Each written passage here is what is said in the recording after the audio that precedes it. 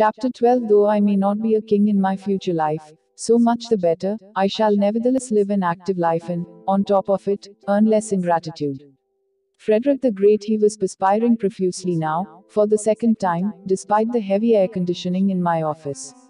Sweat poured down his face, drenched his shirt, rolled down his neck. A moment ago he had shaking chills and his body shivered.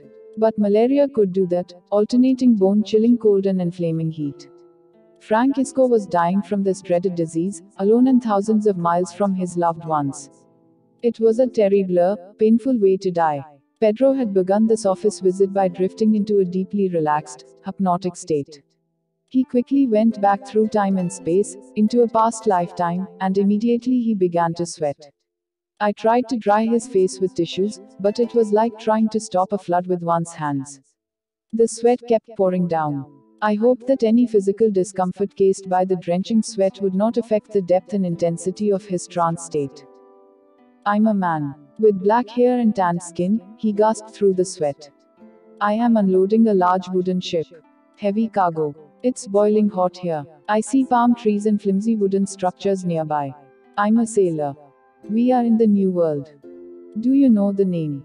I inquired. Francisco. My name is Francisco. I am a sailor. I had meant the name of the place, but he had become aware of his name in that lifetime. Do you know the name of this place? I asked again.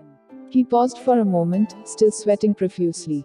I don't see that, he answered. One of these accursed ports. There is gold here. In the jungle. Somewhere in the distant mountains. We will find it. I can keep some of what I find. This accursed place. Where are you from? I asked, looking for more details. Do you know where your home is? On the other side of the sea, he answered patiently. In Spain. Where we are from. He was including his fellow sailors, unloading a ship's cargo in the broiling sun. Do you have family in Spain? I inquired. My wife and my son are there. I miss them, but they are all right. Especially with the gold I sent back. My mother and my sisters are there, too. It's not an easy life. I miss them greatly. I wanted to learn more about his family. I am going to take you back in time, I told him, back to your family in Spain, to the last time you were together, before this current journey to the New World. I will tap you on your forehead and count backward from 3 to 1. When I reach 1, you will be back in Spain with your family. You can remember everything. 3, 2, 1. Be there. Pedro's eyes were moving under closed lids as he scanned a scene. I can see my wife and my small son. We are sitting to eat. I see the wooden table and chairs. My mother is there also, he observed. Look into their faces, into their eyes, I instructed. See if you recognize them as anyone in your current life. I was concerned that shifting between lifetimes could be disorienting and might pop Pedro entirely out of Francisco's time. But he handled it smoothly. I recognize my son. He is my brother. Oh yes, he is Havan. How beautiful. He had found his brother before, as the abbot, when Pedro was a monk. Although we had never found them as lovers, Havan was an enduring soulmate for Pedro. Their soul connection was wonderfully close. He ignored his mother, focusing completely on his young wife. We love each other deeply, he commented. But I don't recognize her from this life. Our love is very strong. He was silent for a while, enjoying the memory of his young wife and the deep love that they had shared 400 or 500 years ago in a Spain so much different from today's. Would Pedro ever taste this kind of love? Did the soul of Francisco's wife also cross the centuries to be here again? And, if so, would they ever meet?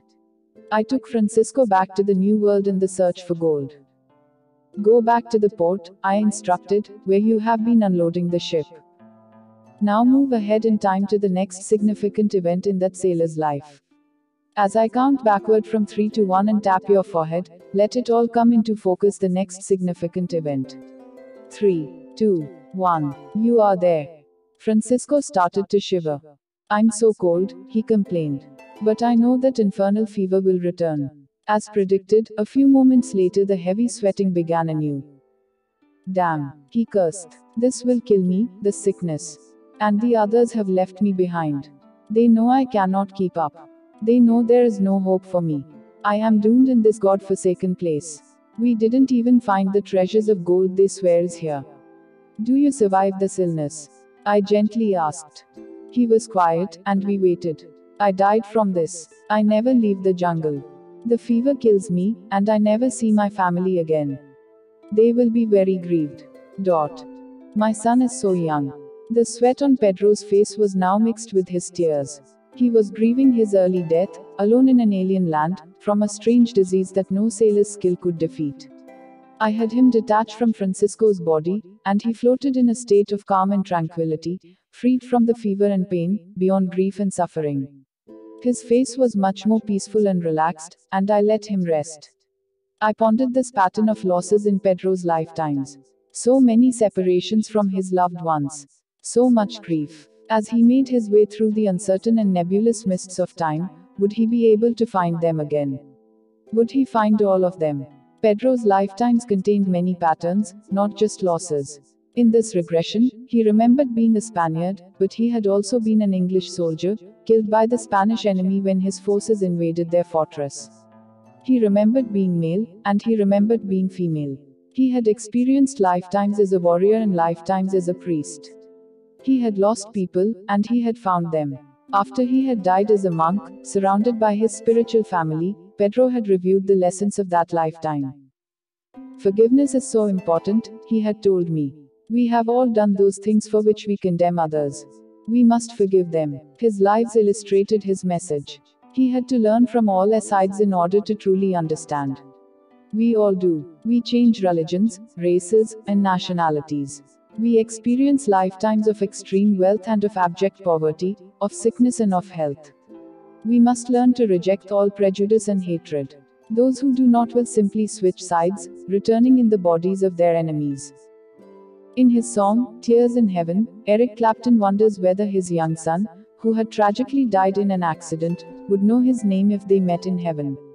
His is a universal and ageless question. How will we recognize our loved ones? Will we know them, and will they know us, if and when we meet again, whether in heaven or on earth, once more in physical bodies? Many of my patients just seem to know. When experiencing their past lives, they look into a soul companion's eyes, and they know.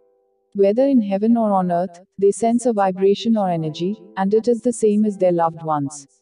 They glimpse the deeper personality, and there is an inner knowing, a knowing from the heart. A connection is made. Because it is the heart's eyes that often see first, words alone cannot convey the confidence of soul recognition.